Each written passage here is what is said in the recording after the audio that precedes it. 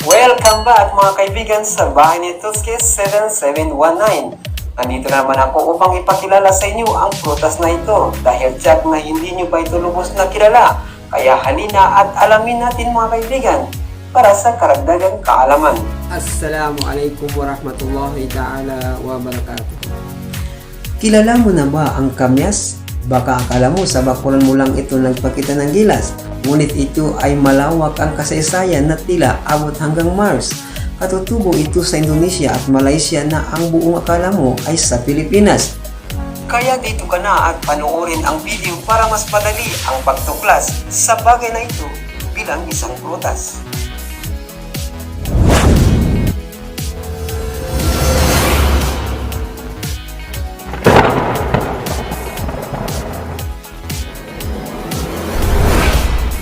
Ang Agarhua balumbi o mas kilala sa tawag na kamyas ay isang maliit na tropical na puno na katutubo sa Malaysia at Indonesia.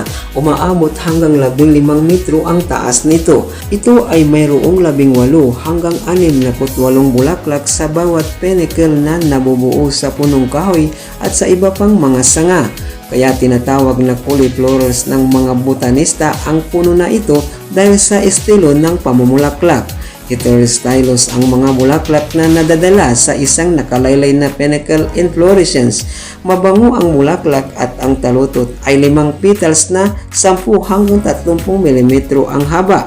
Madilaw-dilaw na berde hanggang sa mapula-pula na lila. Ang prutas na ito ay parang ellipsoidal na pinahaba na may sukat na 4 hanggang 10 cm at kung minsan ay mahina.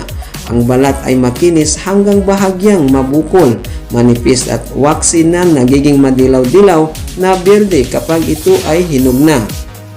Ang laman ay malutong at ang katas ay maasim at lubhang acidic ito. Sa makatuwid ay hindi karaniwang kinakain bilang sariwang prutas ng mag-isa.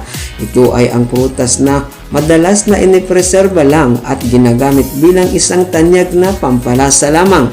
At isa ring ito bilang pangunahing sangkap ng maraming pagkaing Indonesian tulad ng sambal at asam sonti. Ang mga interes nito sa pagluluto. Sa Indonesia, ang lokal na balimbi ay kilala bilang balimbing ngulo.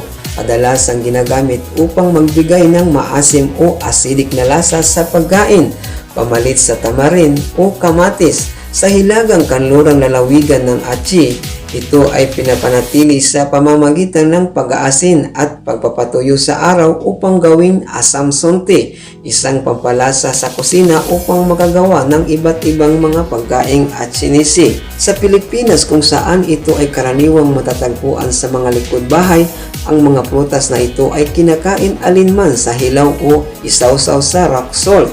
Maaari itong idagdag bilang pampaasim para sa mga karaniwang pagkaing Pilipino tulad ng sinigang, pinangat at paksiw. Ginagamit din ito sa paggawa ng salad na hinahaluan ng kamatis, tinadtad na sibuyas na may tuyo bilang dressing. Habang sa Costa Rica, ang hilaw na balimbi ay inihanda bilang pampasarap at inihahain ito kasama ng kanin at beans. Sa malayong silangan kung saan nagmula ang puno na ito, kung minsan ay idinaragdag ito sa curry. Sa Malaysia, ito naman ay ginagawang medyo matamis na jam. Sa Kerala at Batkal, India, ginagamit ito para sa paggawa ng atsara at paggawa ng fish curry, lalo na sa mga sardinas, habang nasa paligid ng Karnataka, Maharashtra at Goa. Karaniwang kinakain din nila ng hilaw na may asin at pampalasa ang prutas na ito. Sa Guyana at Mauritius, ginagawa itong achar pickles. Sa Maldives kung saan ito ay kilala bilang balimago, ito ay adobo na may mga mabangong pampalasa at kinakain kasama ng kanin at lokal na garadiya. Ginagamit din ito sa iba't ibang lokal na lutuing Maldivians tulad ng mukeba at masyuni bilang pampaasim. Sa Seychelles, madalas itong ginagamit bilang sangkap upang magbigay ng mabangong lasa sa maraming pagkain ng Seychellois Creole, lalo na ang mga pagkaing isda. Madalas itong ginagamit sa inihaw na isda at gayon din halos palagi sa isang ulam ng karne ng pating na tinatawag na Satanic Riken. Niluluto din ito kasama ng sibuyas, kamatis at sili para gawing sarsa. Minsan ang mga ito ay pinagaling ng asin para magamit kapag wala sa panahon.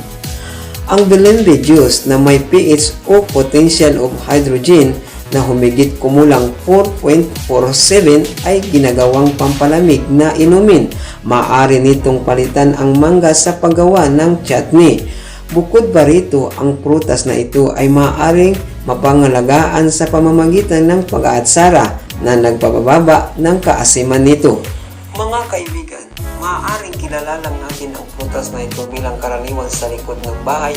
Ang mga katangian nito bukod sa pampaasim sa iba't ibang ulam, ang kamyas na ito ay may malaki ring halaga sa komplementaryo para sa gamot.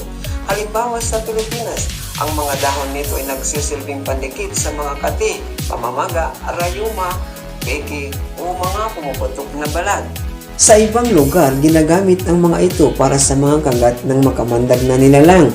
Ang pagbubuhos ng dahon ay ginagamit bilang pampalakas pagkatapos ng panganganak, habang ang pagbubuhos ng bulaklak ay ginagamit para sa sipon, ubo, at thrush o impeksyon sa bibig at lalamunan na isang fungus na parang libadura na nagiging sanhi ng mapuputing patak. Gumagamit din ang mga Malaysian ng fermented o sariwang dahon ng belembe upang gamutin ang mga binirel na sakit. Sa French Guiana, ang syrup na gawa sa prutas na ito ay ginagamit upang gamutin ang mga nagpapaalab na kondisyon. Pero sa ngayon, hindi pa ito kumpirmado ng siyentipikong pag-aaral kung tunay ba itong epektibo para sa mga naturang paggamit. Sa ilang mga nayon sa distrito ng Tiruvananthapuram ng India, ang bunga ng belembe ay ginamit sa katutubong gamot upang makontrol ang labis na katabaan. Ito ay humantong sa karagdagang pag-aaral sa mga anti-hyperlipidemic na katangian nito. Naglalaman din ang prutas na ito ng mataas na antas ng oxalate, ang talamak na pagkabigo sa bato dahil sa tubular necrosis na dulot ng oxalate ay naitala sa ilang tao na umiinom ng concentrated juice sa tuloy-tuloy na mga araw bilang paggamot para sa mataas na kolesterol. Iba pang pakinabang para sa prutas na ito.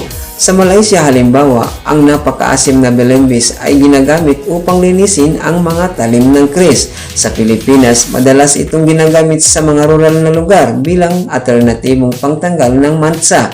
Sa rehiyon ng Addu sa Maldives, ang mga bulaklak na halamang belembe ay karaniwang ginagamit noong ika-20 siglo bilang pangkulay ng tela. At kung bago pa lang po kayo sa channel na ito, pa-subscribe na lang po at pahit na rin ang ring bell notification para updated tayo sa susunod pa nating mga videos. Salamat po!